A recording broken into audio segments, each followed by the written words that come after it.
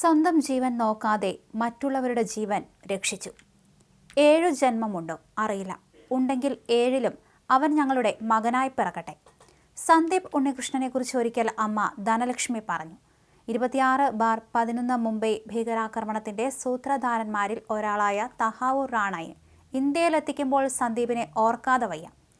Taj Mahal hotel ആക്രമിച്ച ഭീകരനെ തുരത്താൻ നിയോഗിക്കപ്പെട്ട 10-അംഗ കമാൻഡോ ടീമിനെ നയിച്ചത് സന്ദീപ് ഉണ്ണികൃഷ്ണനായിരുന്നു.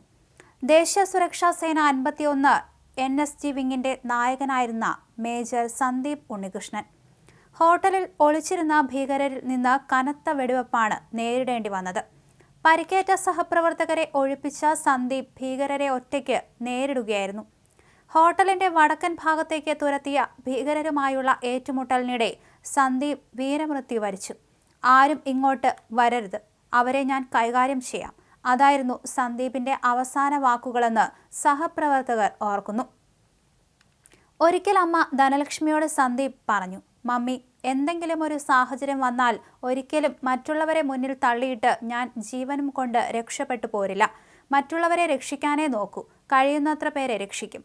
ഞാൻ മരിച്ചാലും മറ്റുള്ളവർ മരിച്ചാലും എനിക്ക് ഒരുപോലെയാണ്.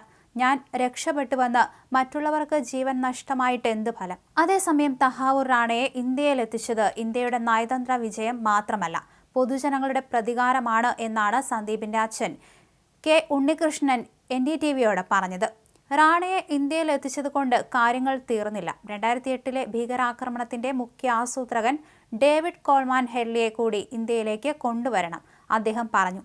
സമാധാനകാലത്തെ ഏറ്റവും വലിയ സൈനിക ബഹുമതിയായ അശോക ചക്ര സമ്മാനിച്ച് സന്ദീപിനെ ആദരിച്ചിരുന്നു. മുൻ രാഷ്ട്രപതി പ്രതിഭ പാട്ടീലിൽ നിന്ന് അത് ഏറ്റുവാങ്ങിയത് അമ്മ ധനലക്ഷ്മിയായിരുന്നു. 16 വർഷങ്ങൾ പിന്നിടുമ്പോൾ തന്റെ ധീരനായ മകനെക്കുറിച്ച് അച്ഛൻ കെ ഉണ്ണികൃഷ്ണൻ പറയുന്നത് ഇങ്ങനെയാണ്. 26/11 ഭീകരാക്രമണത്തിന്റെ ഇരയല്ല സന്ദീപ്. മരണത്തെ മുഖാമുഖം കാണുമ്പോഴും തന്റെ കർത്തവ്യം ധീരമായി നിർവഹിച്ച സുരക്ഷാ സൈനികനായിരുന്നു അവൻ. താൻ തിരിച്ചു വരില്ലെന്ന് അവന് ഉറപ്പായിരുന്നു. മുംബൈയിൽ അല്ലെങ്കിൽ മറ്റൊരിടത്ത് അവൻ രാജ്യത്തിനായി ജീവൻ വെടിയുമായിരുന്നു. ഇത്തരത്തിലുള്ള ഭീകരാക്രമണങ്ങൾ ഭാവിയിൽ ആവർത്തിക്കാതിരിക്കാൻ മുൻകരുതൽ എടുക്കുക എന്നതാണ് വേണ്ടത്. മുൻകരുതൽ എടുത്താൽ ഇത്തരക്കാർ വരുത്തിവെക്കുന്ന നാശനഷ്ടങ്ങളുടെ തോത് കുറയ്ക്കാനാകും, സന്ദീപിന്റെ അച്ഛൻ പറഞ്ഞു. 7 ബിഹാർ റെജിമെന്റിൽ നിന്നാണ് സന്ദീപ് ഡെപ്യൂട്ടേഷനിൽ ദേശീയ സുരക്ഷാ സേനയിലേക്ക് മാറിയത്. NSG 51 വിങ്ങിലായിരുന്നു Sandeep. Major Sandeep Unnikrishnan memorial trust എന്ന പേരിൽ ഒരു ട്രസ്റ്റ് ധനലക്ഷ്മിയും ISROയിലെ റിട്ടയർ ഉദ്യോഗസ്ഥനായ കെ ഉണ്ണികൃഷ്ണനും ചേർന്ന് സ്ഥാപിച്ചു. ബംഗളൂരുവിലെ വീട് തന്നെയാണ് ട്രസ്റ്റ് ആസ്ഥാനം. സന്ദീപിന്റെ ഛായാചിത്രവും സ്കൂൾ തലം മുതൽ ലഭിച്ച മെഡലുകളും സമ്മാനങ്ങളും സർട്ടിഫിക്കറ്റുകളും ചിത്രങ്ങളുമെല്ലാം ഉൾപ്പെടുത്തി ഒരു ഗ്യാലറിയും തയ്യാറാക്കിയിട്ടുണ്ട്. അതേസമയം തഹാവൂർ ഹുസൈൻ റാണ ഇന്ത്യയുടെ കസ്റ്റഡിയിൽ ആയെങ്കിലും ആക്രമണത്തിൽ കൊല്ലപ്പെട്ട 166 പേരുടെ കുടുംബങ്ങൾക്ക് ഇതൊരു അവസാനമല്ലെന്ന് കെ ഉണ്ണികൃഷ്ണൻ പറഞ്ഞു. ഇതോടെയെല്ലാം അവസാനിക്കുന്നില്ല. നമുക്ക് ഡേവിഡ് കോൾമാൻ ഹെഡ്ലിയെ കൂടി കയ്യിൽ കിട്ടണം.